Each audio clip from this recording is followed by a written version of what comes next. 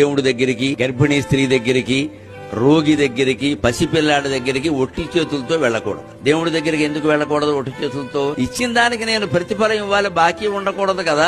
అందుకని వాడు ఇవ్వగలిగింది తులసాకు మాత్రమే, నేను ఇవ్వగలిగింది కోట్లు కదా ఇచ్చాను అంటాడు. అంటే దానికి రద్దు అయిపోయింది. ఇక్కడ దేవుడికి అహంకార మమకారాలు ఉండవు, అందుకని పట్టుకెళ్ళమన్నారు. గర్భిణీ స్త్రీ దగ్గరికి వెళ్ళినప్పుడు ఏమైనా పట్టుకెళ్ళమన్నారు. ఎందుకంటే గర్భిణీ స్త్రీల కోరికలు ఏమి లోకానికి నష్టం కలిగించేవి, ఆవిడ ఆరోగ్యానికి నష్టం కలిగించేవి కాకపోతే వెంటనే తీరు, లేకపోతే ఆ లోపం బిడ్డలో కనపడు. మా అక్కకి మినపసోనం ఇష్టం అని ఓ కేజీ చేయించి పట్టుకెళ్తారు. అలా గర్భిణీ స్త్రీ దగ్గరికి వెడితే ఆవిడ కోరికలు సరదాగా ఉంటా కూడా తెలుసుకుని పట్టుకెళ్ళమని. అలాగే రోగి దగ్గరికి ఆయన ఏమి బయటికి వెళ్ళి ఏం కొనుక్కోలేడు, ఎందుకని 2 యాపిల్ పళ్ళు పట్టుకెడితే అవే తింటాడు. ఆయన అన్నం తినకూడదు కదా. మరి చిన్న పిల్లాడి దగ్గరికి ఎందుకు పట్టుకెళ్ళమని చెప్పారో తెలుసా? వాడు చాలా తెలివివాడు. ఏమీ పట్టుకెళ్ళకుండా మనం వెడితే మన సంచి తీసుకుని జిప్పు తీసి వెతికి నాకేం తెచ్చేవాడు అంటాడు. వెంటనే ఆవిడ మొహమాట ముఖ్యమంత్రి వచ్చినా అంతే అడుగుతాడు వాడు. అలా చిన్నపిల్లల చేత అడిగించుకోకుండా మనమే ఇచ్చేస్తే పరువు దక్కుతుంది. ఊరికే శాస్త్రాలు చెప్పరండి.